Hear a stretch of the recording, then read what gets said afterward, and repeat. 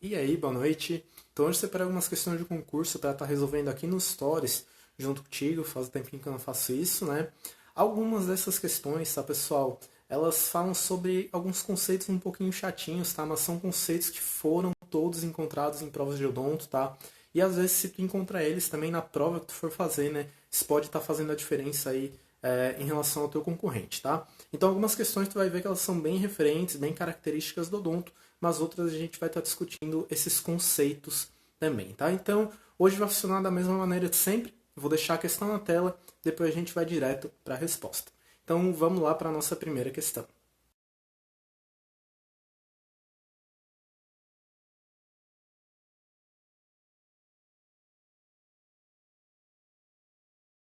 Bom, já é meio de conhecimento comum, né, que um medicamento pode perder o efeito com o passar do tempo, e caso essa perda de efeito ocorra de forma rápida, isso vai ser conhecido como taquifilaxia, tá?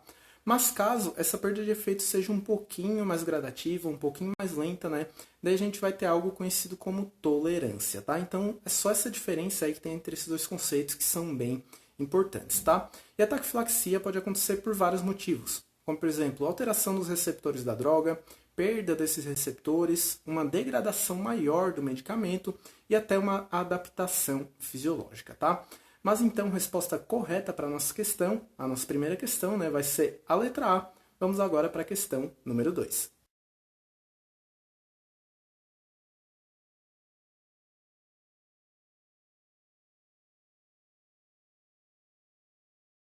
Conhecer as diferenças entre uma lesão de cárie ativa e inativa, tanto de esmalte quanto da dentina, é algo muito importante até para a clínica, ali para o teu dia a dia, né?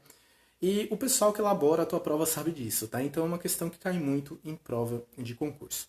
E a nossa resposta, né, ali, o enunciado está falando sobre uma lesão de cárie, né, uma lesão de esmalte ativa. Então, uma lesão de esmalte ativa ela vai se manifestar através de uma mancha branca, opaca e rugosa, tá? Enquanto uma lesão de esmalte inativa vai se manifestar através de uma mancha branca ou escurecida, né, lisa e brilhante, tá, pessoal? Então tem essas duas diferenças aí entre as cáries de esmalte. E também a gente pode ter as lesões de cárie em dentina, né? Então uma lesão de cárie ativa em dentina, ela vai se manifestar de forma bastante amolecida, ela pode ter uma cor amarelada ou amarronzada, tá? E esse tipo de dentina, né, com cárie ativa, é conhecido como dentina infectada, tá? Então ele deve ser todo removido porque ele não é passível de remineralização, né?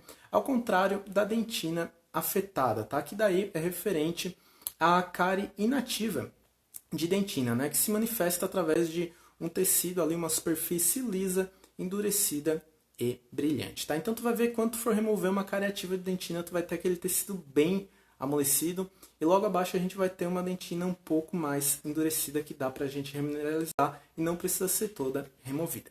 Mas então, a nossa segunda questão, né, a resposta correta vai ser a letra C. A gente vai ter uma cárie ativa de esmalte descrita no enunciado. E agora vamos, né, para a nossa terceira questão.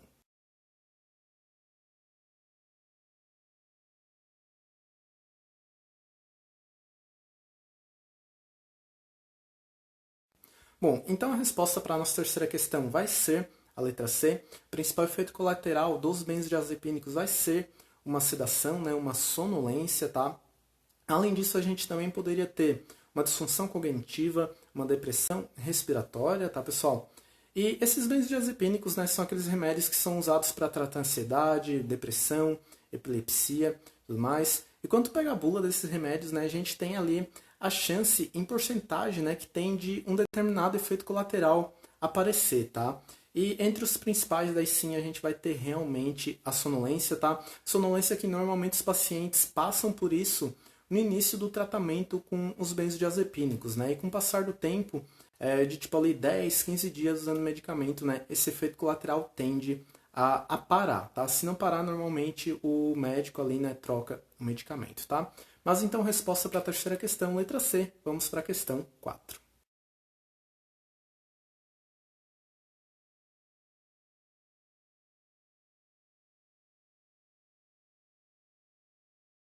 Então, tu conhecer a classificação de cistos é algo bastante importante para qualquer prova de concurso, né? Eu já vi várias questões como essas. Então, cistos podem ser odontogênicos e não odontogênicos. E como exemplos, né, de cisto odontogênico, a gente pode ter aí o cisto gengival, que pode ser do recém-nascido ou do adulto. A gente pode ter também, né, o ceratocisto, o cisto de erupção, cisto dentígero, tá? E de cistos não odontogênicos, né, a gente pode ter daí o cisto nasolabial e o cisto do ducto nasopalatino, tá? Esses são só alguns exemplos, tá? Recomendo que tu pegue uma tabela, porque ela é bem grande, tá? A tabela da classificação de cistos, né? Não vou ficar citando todos eles aqui, mas a resposta para a nossa questão daí vai ser a letra C, né? Então, os cistos gengival, o ceratocisto, né? Esses de erupção vão ser cistos odontogênicos. E agora, né, vamos para nossa quinta questão, a nossa última questão aqui da noite.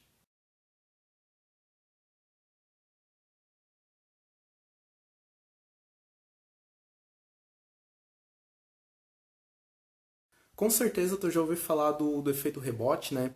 Então, às vezes eu tomo lá um remédio para resolver um problema e quando passa o efeito desse remédio, né, os sintomas voltam de uma maneira muito mais exacerbada, acabo piorando meu problema até momentaneamente, né?